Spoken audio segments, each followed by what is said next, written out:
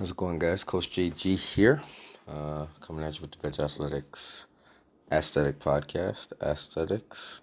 It's our second one for the aesthetics. So, I'm one glass of wine deep, so you guys are going to get the real. This is good stuff. I'm talking today about appearance. We're talking about aesthetics, possibly when you are speaking to other people, whether you're going for a job interview, whether you're meeting new friends, whatever it is, your first impression, as they call it, first impression, makes a big difference. So your appearance makes a big difference in your first impression and then can continue to make a difference when you're speaking with people, when you're interacting. And I think definitely in the workplace, and I think definitely in terms of leadership, whether that's in sports or whether that is just in the day-to-day. So I got a funny story. I called in to News Talk 1010, still one of the radio stations here in Toronto. They do political talk. Love to hear that and love to call in when I can. Now I get on pretty often. I figured it'd be hard to get on, but now I get on pretty often. And long story short, they were talking about Doug Ford and Doug Ford possibly running for Prime Minister.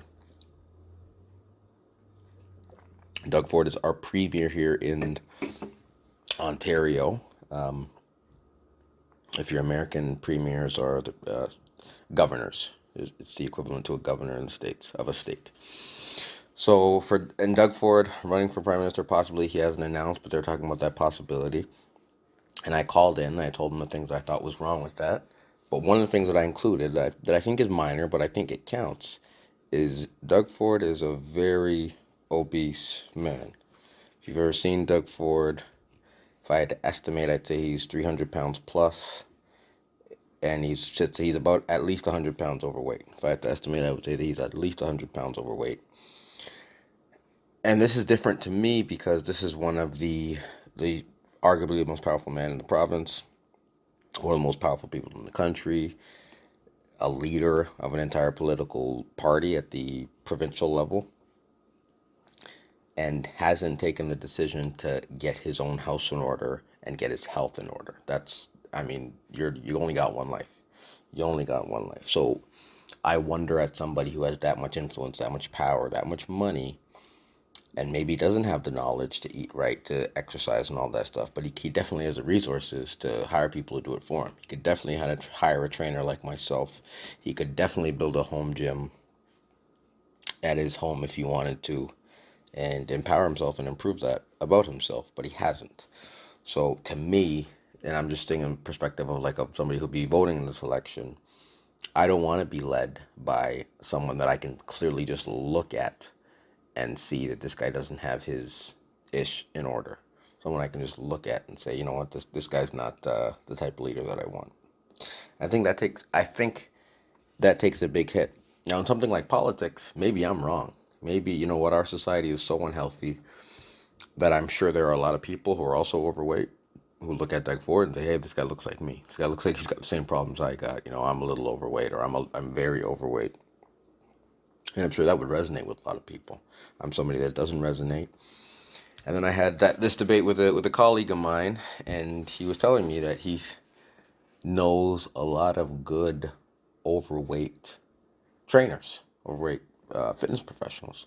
And I said, no, like that does not work. That does not make sense. If you are teaching people about health and fitness and you're trying to lead people to a certain point, that first impression and even going forward and setting that example is, in my opinion, is extremely important. It's extremely important. And then I asked him, you know, if you were hiring a candidate and one of them, they have the same credentials, but one of them has a healthy body weight or even looks like he's in good shape, and the other one is clearly not in shape, which one would you choose? And I don't have the stats on this, admittedly, but I have to imagine that most people would pick the first guy. Most people would pick the person who has the credentials, but is also just with their appearance shows that they have their stuff in order and they're in control of their own life. So I've had clients who work in real estate. I've had real estate agent clients who want to come slim down, get in good shape because those interactions that they have with clients and that they have in terms of selling is going to be so much more powerful if they walk into the room and look like they have, their life going in order. If they don't look like they're extremely overweight, and they look to the point, a lot of times if you look overweight, you can, not to be insulting to some people, you can look like a slob. You can look like a slob. If you're doing promotions or if you're in sales, that first impression and showing a good face to that person, and that's on top of what you're wearing. Your clothes should be clean. You shouldn't smell. Your hair shouldn't be greasy and slovenly. All those things, but body weight plays into that.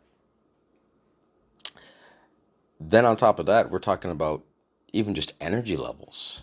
If you're, I'm gonna go back to Doug Ford again. If Doug Ford was to be the prime minister, I mean, he's already the premier, but if he was to be the prime minister of our country at 100 pounds overweight, how much less is he working with than other world leaders who had a healthy body weight, whose brains can function properly because their body isn't fighting to stay alive, who aren't a threat of having a heart attack, who don't have to carry around that extra 100 pounds all day? How much more energy do those people have?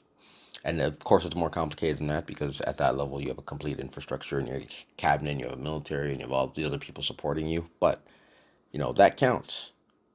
That counts. And I want to reiterate, so you don't have to be you don't have to look like an Abercrombie model. You definitely don't have to look like an Abercrombie model. In fact, I'll say this of myself, I think that people that are extremely fit, you might even, I'm going to put in quotations here, too fit, if you look like a CrossFit champion or something of that nature, or even me sometimes when I walk into a room, people can tell that I work out and that I work out a lot. People can tell that I work out a lot and that I eat healthy. And that can cause people to make the assumption, well, this guy must be lacking somewhere else. If you look that good and you're in that good shape and you work out that much, then you must be spending too much time in the gym and not doing enough of this other stuff. So I think that can also it can also go the opposite way. Probably, I imagine less so. But again, maybe I'm wrong. I'm not doing any of this based on stats. This is all opinion. Maybe that can make a difference. Maybe it can make a difference the other way too. And I'll say that I do get that vibe from people sometimes. But appearance makes a big difference.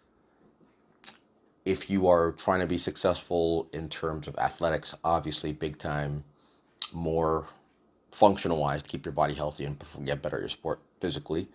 But, I work a lot of clients who are just day-to-day people, students, professionals, and, being healthier is going to give you more energy, and then being healthier is going to see others perceive you as more of a leader and more of a success, and is going to grant more of that leadership and success opportunities your way.